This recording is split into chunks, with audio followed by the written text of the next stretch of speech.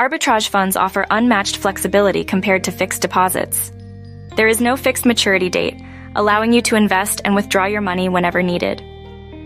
This makes them ideal for dynamic financial planning. Taxes on arbitrage funds are due only upon sale, unlike fixed deposits which are taxed annually and upon maturity. This deferred taxation can be beneficial for managing your yearly tax liabilities more effectively. Capital gains tax on arbitrage funds is lower.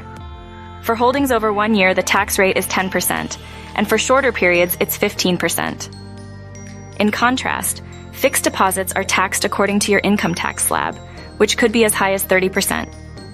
You can withdraw your investment from arbitrage funds anytime after 30 days without penalties. Fixed deposits, however, often impose penalties for early withdrawal, limiting your financial flexibility.